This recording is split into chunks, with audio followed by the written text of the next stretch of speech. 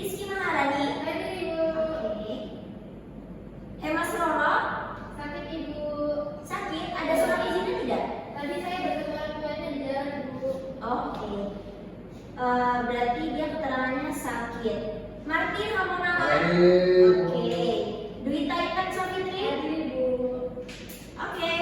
Baiklah, berarti pada pertemuan kali ini hanya Hemas Roro yang tidak hadir ya. Ya Ibu. Sebelum kita memulai mata pelajaran pada pagi hari ini, kita mulai dengan berdoa terlebih dahulu ya. Untuk Ariana bisa tolong dipimpin untuk memulai berdoa. Baik, untuk mulai belajar kita berdoa menurut agama dan kepercayaan masing-masing. Berdoa mulai. Berdoa selesai. Baik, terima kasih Ariana yang sudah bersedia memimpin doa. Oke. Untuk pertemuan yang sebelumnya kita sudah membahas tentang teks eksplanasi. Para siswa, apakah kalian masih mengingat apa itu pengertian dari teks eksplanasi? Ada yang masih ingat? Kalau lupa, bagaimana dengan yang lain?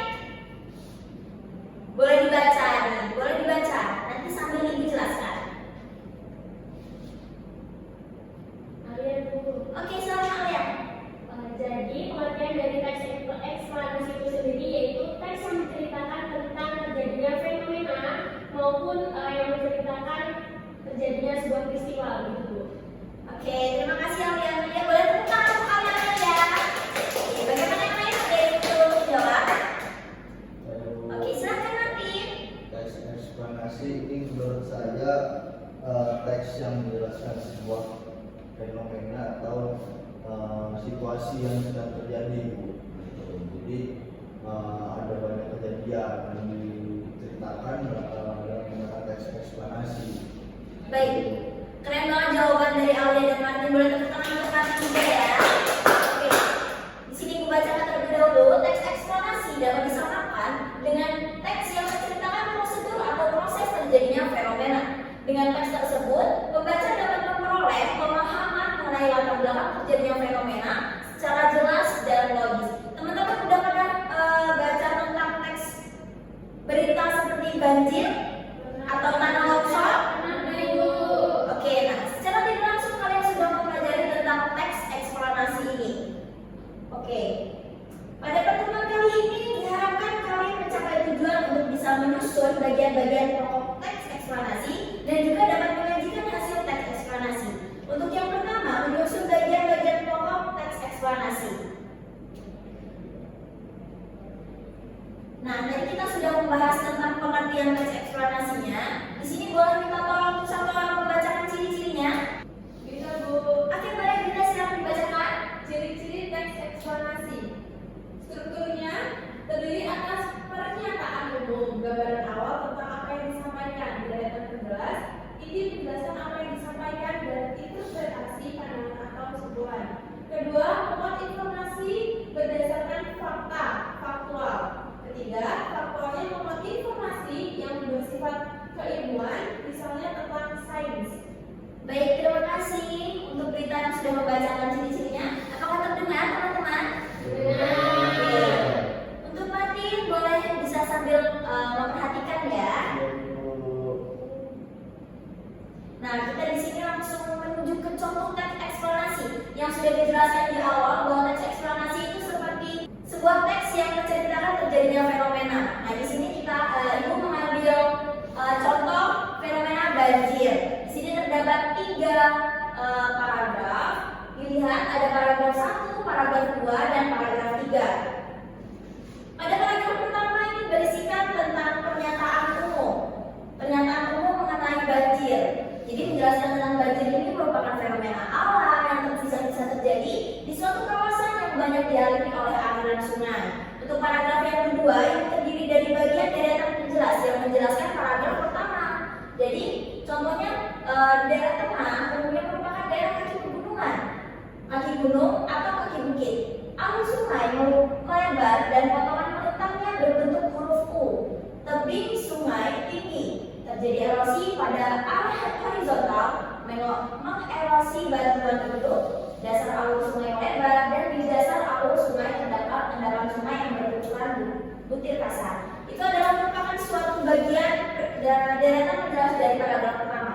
Untuk paragraf ketiga atau paragraf terakhir yaitu bagian interpretasi, bisa dibaca ya, daerah hilir umumnya merupakan daerah dataran. Alur sungai lebar dan bisa sangat lebar dengan tebing sungai yang relatif sangat rendah di bagian lebar alur dan seterusnya. Oke, ada yang masih ingat tadi paragraf pertama berisikan tentang apa, paragraf kedua berisikan tentang apa, paragraf ketiga berisikan tentang apa? Ada yang masih ingat? Apakah ibu menjelaskannya terlalu cepat, anak-anak? Ya, Oke, bisa diulang, akan diulang ya. Untuk paragraf pertama berisikan pernyataan umum. Bisa diulangi? Untuk paragraf pertama berisikan pernyataan umum. Diulangi. Paragraf pertama berisikan pernyataan umum. Sekali lagi. Untuk paragraf pertama berisikan pernyataan umum. Oke. Untuk paragraf kedua berisikan bagian deretan penjelas. Untuk paragraf kedua berisikan bagian deretan penjelas. Bagian deretan penjelas. Ayo bisa diulangi. Bagian deretan penjelas. Lagi. Bagian deretan penjelas. Oke, untuk paragraf yang terakhir atau paragraf ketiga berisikan bagian interpretasi. Bagian interpretasi. Boleh ulangi lagi? Bagian interpretasi. Apakah dapat dipahami? Dapat dulu. Oke, kita lanjut ya. Oke, kita melanjutkan untuk tujuan kedua yaitu menyajikan hasil teks eksplanasi. Nah, apabila kita sudah membaca teks eksplanasi sebelumnya, kita diminta untuk bisa berkomentar terhadap isi yang berada di dalam teks tersebut. Oke, siapa yang bersedia untuk membacakan? Berita dulu. Apakah tidak ada yang lain? Dapat poin loh anak-anak. Amin. Oke, adakah yang bersedia untuk membacakan teks di depan?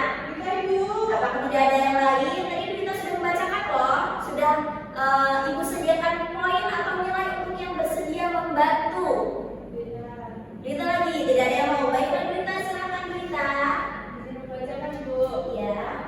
Komentar terhadap isi suatu teks eksplanasi tentang berlangsungnya atau terjadinya suatu kejadian didefinisikan sebagai ulasan, tanggapan atau sambutan, respons terhadap sesuatu yang didengar atau dibaca. Dari contoh itu pula, komentar dapat dikelompokkan ke dalam dua jenis. Yang pertama, kritik atau penolakan, yang kedua, dukungan atau pujian. Baik, terima kasih Berita. Tepuk tangan untuk Berita. Oke, dari teks yang sebelumnya kita sudah dijelaskan tentang teks eksplorasi mengenai fenomena banjir ya. Apakah dari kalian ada yang ingin memberikan kritik tentang teks eksplanasi banjir yang sudah dijelaskan sebelumnya? Tidak Ibu. Tidak. Oke, kita melihat contohnya terlebih dahulu. Seperti apa sih cara kita mengkritik atau melakukan penolakan terhadap teks eksplanasi? Bisa dilihat di sini. Contohnya seperti ini. Nah, itulah gara-gara kebiasaan kita membuang sampah sembarangan di tempat, selokan menguap, akhirnya banjir. Siapa lagi yang menderita kalau bukan masyarakat itu sendiri? Makanya lain kali kalau membuang sampah harus di tempat yang benar agar musibah itu tidak terjadi lagi. Itu termasuk sebuah kritik atau penolakan bukan? Iya Ibu. Menurut kalian? Nah, itu adalah sebuah contoh dari kritik atau penolakan yang sudah yang diberikan pembaca atau pendengar ketika sudah melihat atau mendengar teks eksplanasi. Nah, yang kedua ini adalah sebuah contoh dari dukungan atau pujian. Di sini kita mengambil dari contoh fenomena yang berbeda dari yang sebelumnya ya anak-anak ya. Karena sebelumnya kita sudah membaca tentang teks eksplanasi fenomena banjir. Untuk yang dukungan atau pujian kita ambil teks eksplanasi Gempa. benar sekali. Oke, sudah habis materi kita. Apakah dari anak-anak ada yang ingin ditanyakan atau sudah cukup anak-anak? Cukup. Oke, iya silakan Alia. Berarti teks eksplanasi itu apa hanya memuat tentang fenomena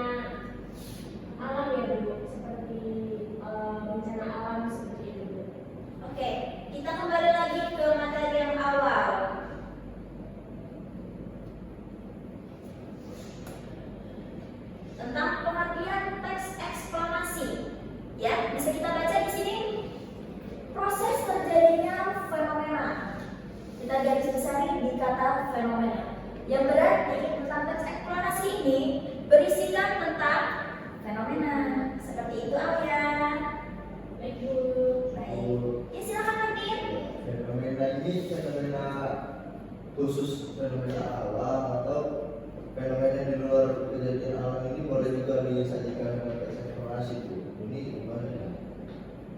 Boleh, tentu saja boleh. Terpenting dalam teks eksplorasi ini tentang mencakup sebuah fenomena. Ciri-cirinya nih, kalau oke, sudah kita bahas ya, ini tadi ya ciri-cirinya ya. Apakah sebuah fenomena yang bukan termasuk fenomena alam itu masuk ke dalam teks eksplanasi? Oke, apakah teks eksplanasi itu selalu berisikan tentang fenomena? Tidak penting untuk teks eksplanasi ini bisa berisikan tentang kejadian seperti kecelakaan atau terjadinya pemilihan umum yang kemarin sudah berlangsung seperti itu. Jadi tentang terjadinya sebuah peristiwa. Apakah dapat menjawab? Bu. Oke, bagaimana yang lain? Apakah ada pertanyaan lagi? Bu. Baiklah, sebelum Ibu menutup pertemuan kita pada pagi hari ini, Ibu menjelaskan lagi untuk mengingat, untuk memperkuat ingatan kalian bahwa teks eksplanasi ini terdiri dari pernyataan umum, bagian deretan penjelas, dan bagian interpretasi. Apakah kalian sudah mencatatnya, anak-anak? Sudah. Oke, baiklah, terima kasih. Kita cukup, kalau begitu kita cukupkan ya untuk pertemuan pagi hari ini kalau tidak ada yang bertanya lagi. Baik, untuk itu Ibu mohon maaf apabila ada salah kata dalam memberi materi kepada kalian. Apabila ada hal yang belum jelas bisa ditanyakan langsung kepada Ibu ya. Ibu akhiri, wabillahi taufiq wal hidayah. Wassalamualaikum warahmatullahi wabarakatuh. Waalaikumsalam warahmatullahi wabarakatuh. Terima kasih Ibu.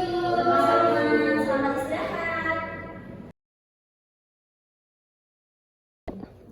Ya, saya Martin Hamunangan Abdul sebagai OL di micro teaching kali ini ingin memberikan penilaian kepada saudara Rara Siva dalam melakukan micro teaching untuk keterampilan membuka dan menutup pembelajaran. Yang pertama itu membuka pembelajaran. Poin pertama yaitu menarik perhatian siswa.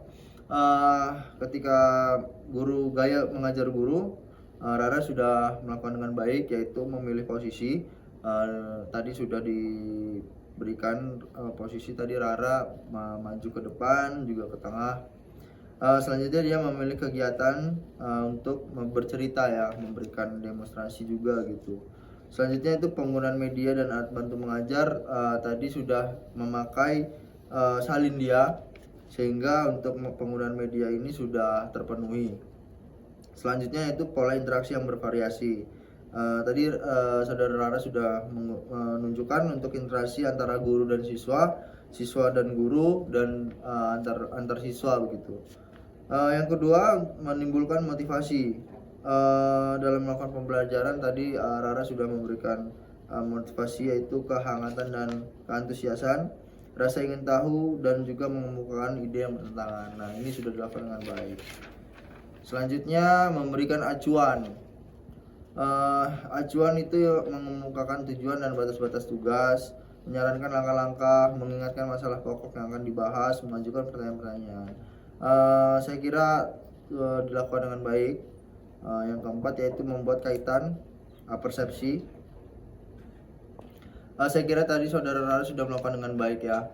Selanjutnya menutup pembelajaran, yaitu meninjau kembali seperti merangkum inti pelajaran dan juga membuat ringkasan. Tadi saudara Rara sudah melakukan hal ini gitu. Yang kedua, mengevaluasi. Saudara Rara sudah melakukan evaluasi pembelajaran sehingga sudah dilakukan dengan baik. Terakhir, refleksi akhir pelajaran. Saat ingin menutup pembelajaran, saudara Rara sudah melakukan refleksi akhir pembelajaran gitu. Jadi saya kira untuk keterampilan membuka dan menutup pembelajaran, saudara Rara Siva sudah melakukan dengan baik.